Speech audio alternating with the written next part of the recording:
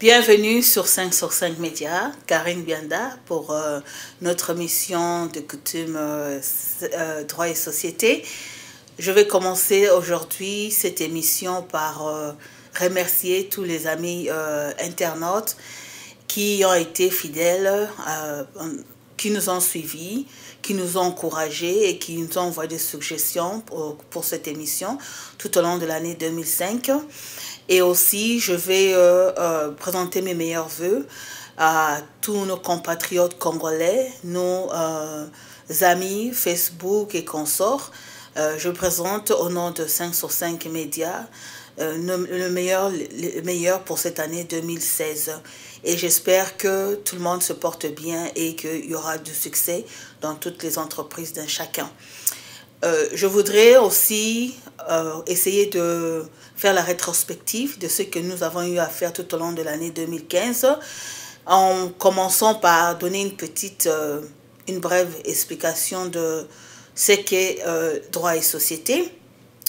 Droit et société, c'est juste une émission qui a rapport avec la justice, le droit et la vie en communauté, en société, le sujet d'actualité concernant la communauté congolaise, tant dans le pays, la République démocratique que dans la diaspora. Et aussi, nous avons eu cette conception, idée de pouvoir commencer cette émission dans le but d'informer la population congolaise et aussi de faire une certaine campagne de vulgarisation concernant les problèmes que nous avons, tant sur le plan social, politique, économique et de santé. Voilà. Tout au long de l'année, nous avons eu à présenter certains sujets d'ordre d'actualité sur le plan politique et concernant aussi le problème de la femme et de l'enfant qui sont actuellement considérés comme des vulnérables. De par la femme vit de la discrimination et elle est victime de la discrimination tant sur le plan social, économique et politique. Et aussi les enfants vivent le rejet, l'abandon tel que nous avons les enfants de la rue. Et aussi nous avons eu à parler, à survoler le problème éventuel les filles shege, les fillettes, parce que chaque année dans le monde, il y a une journée spéciale qui est organisée pour la fillette. Et nous avons eu à présenter une émission sur les fillettes de la rue, comme leurs problèmes, leurs situations, leurs besoins, leurs recommandations. Et nous avons eu aussi à aborder le sujet de la femme proprement dite, la femme congolaise, ses problèmes, l'ignorance de la femme par rapport à la loi, ses droits, et aussi certains problèmes dont la femme vit dans le quotidien. Parce que vous savez que dans notre pays, le taux de mortalité de la femme est le plus élevé. Et aussi, nous avons le problème des violences sexuelles faites à la femme et à la fillette. Et nous avons certaines lois organiques, notamment le code civil et le code de travail. Par exemple, le code de travail qui dispose que la femme devra avoir, pour signer un contrat de travail, devrait avoir l'autorisation maritale. Et aussi, le code de la famille dispose de même. Et aussi, nous pouvons voir dans le code de la famille, nous avons bien d'autres dispositions légales discriminatoires. Et aussi, nous avons eu à survoler un peu le problème politique de notre pays, notamment sur la démocratie. C'est que la démocratie, sur la constitution, par rapport aux violations de la constitution de notre pays. Nous avons eu à parler aussi de la violation des droits fondamentaux du citoyen, notamment parler des prisonniers du centre pénitentiaire de Makala, comme on a pu démontrer que effectivement il y a de l'injustice au sein de la justice congolaise, parce qu'il y a certains prisonniers, pour la majorité, qui sont incarcérés injustement, dans le sens que ce sont juste des personnes qui sont en détention provisoire et qui peuvent rester dans les centres pénitentiaires pour plus de 2 ans sans pour autant avoir eu aucune condamnation ou un procès en cours. Voilà.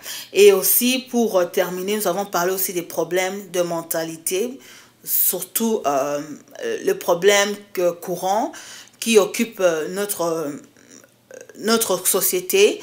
C'est par exemple le problème de comportement des hommes et des femmes, notamment l'infidélité des hommes, l'infidélité de la femme, et aussi le problème qui est un casse-tête dans notre pays actuellement, qui crée tellement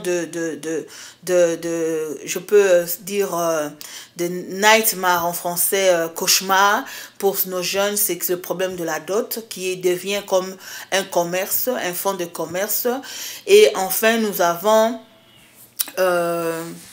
eu à parler un peu de problème de la responsabilité des parents par rapport aux enfants, dans le sens que la crise économique amène les parents, pour certains qui n'ont pas d'argent, ceux qui sont parce que nous n'avons plus de classe moyenne comme telle dans notre pays. Nous avons les riches et les pauvres, 2 classes.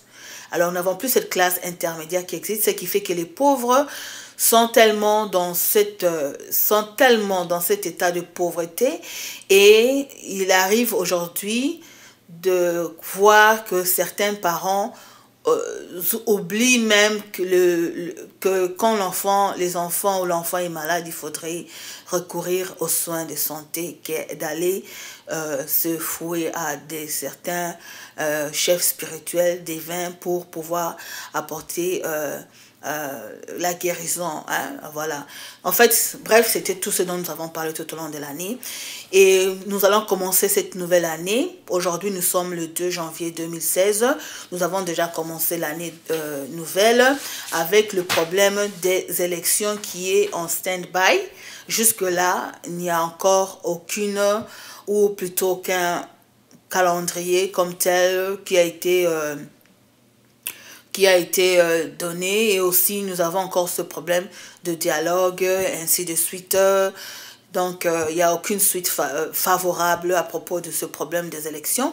Laissons voir comment est-ce que la classe politique pourra gérer ce problème des élections qui ont été prévues pour cette année 2016.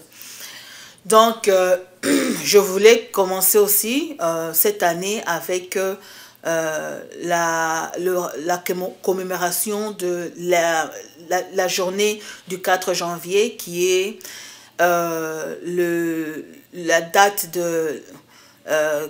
la date de martyr de l'indépendance. Nous commémorons le martyr de l'indépendance le 4 janvier 2016. Et je voudrais ici donner une motivation à la population congolaise, à mes collègues, aux compatriotes, frères et sœurs congolais, que c'est une date tellement importante, parce que s'il n'y avait pas eu ce mouvement-là, cette révolution de nos parents, de nos pères, de nos grands-parents, en cette date, la Belgique n'aurait pas décidé de pouvoir abandonner leur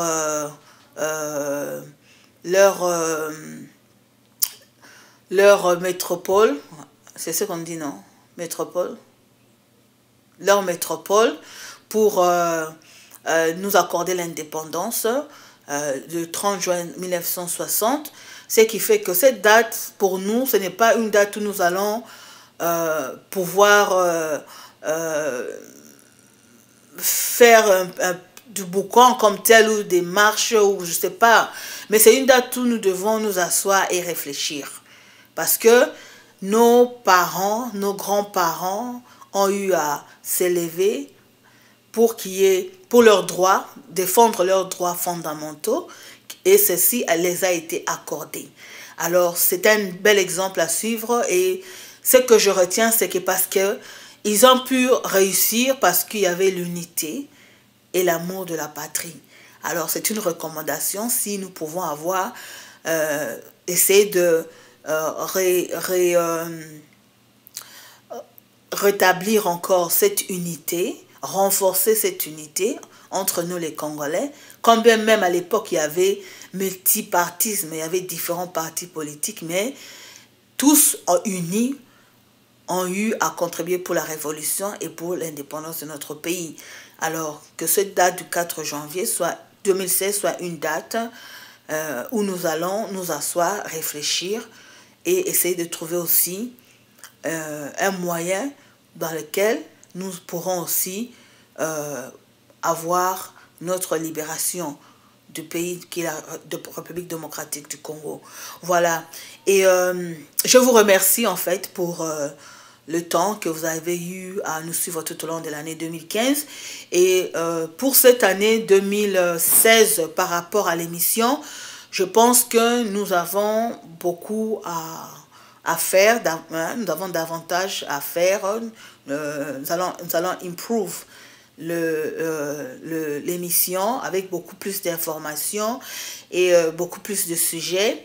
Mais je voudrais faire entre parenthèses que je serai beaucoup plus aussi focus sur le problème de la femme, parce que si vous le regardez, la plupart des personnes qui sont victimes dans ce que nous vivons dans le pays, c'est la femme et les enfants. Hein. La femme et les enfants et l'enfant sont des vulnérables dans notre pays.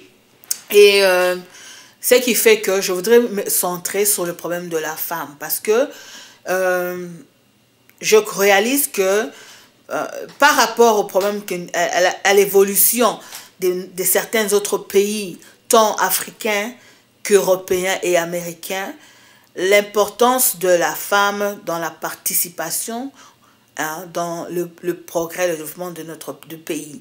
Alors, si vous regardez, d'abord, premièrement, la femme est victime, elle subit les conséquences, la femme et l'enfant subissent les conséquences de ce problème que nous avons au pays, notamment, nous avons les violences les violences sexuelles sont faites à la femme congolaise et à l'enfant, et aussi la représentation de la femme dans les institutions politiques ou dans les entreprises publiques ou privées est tellement, le taux est tellement bas, et que la femme étant celle qui est le centre, hein, des problèmes que nous avons, celle qui est victime, étant victime victime des conséquences aussi des problèmes que nous avons au pays, il est tellement important pour la femme congolaise de pouvoir participer à plus de 50% aux problèmes de notre pays, notamment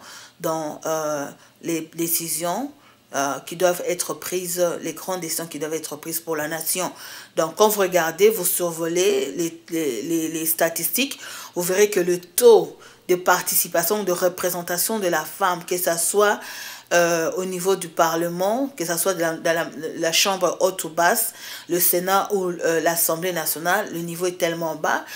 Tant au niveau des élections, vous verrez que les femmes qui ont été votées, leur taux de pourcentage est très bas par rapport à ceux d'hommes. Le nombre de femmes professeurs d'université est tellement moindre. Le nombre des femmes dans l'armée, les femmes élevées dans l'armée, dans les FARDC sont moindres. Je ne pense pas qu'il y ait une femme générale jusque-là, peut-être deux, peut-être, mais colonel, même pas 5, donc le taux est tellement bas. Alors ça veut dire que la femme devrait vraiment s'y mettre et participer, parce que je constate qu'il y a au moins une majorité quand même des femmes actuellement, selon les statistiques, qui montrent qu'il y a une évolution dans le graphique Hein, nous voyons qu'il y a quand même une évolution de l'enregistrement des femmes à l'école. Alors quand même le niveau des femmes, il y a un grand nombre quand même des femmes qui ont qui sont inscrites à l'école et qui terminent le cycle supérieur. Et tant comme les hommes, ces femmes arrivent à aller à l'école et avoir la même formation, la même instruction que les hommes. Malgré tout ça, la femme ne participe pas à plus de 50%, ne fût-ce que 50% ne participe pas à la gestion de la chose publique, ainsi de suite. Voilà, je termine ici et j'espère que nous allons nous retrouver pour notre émission de l'année sur 5 sur 5 droits et société dans les jours à venir, notamment la semaine qui vient. Merci.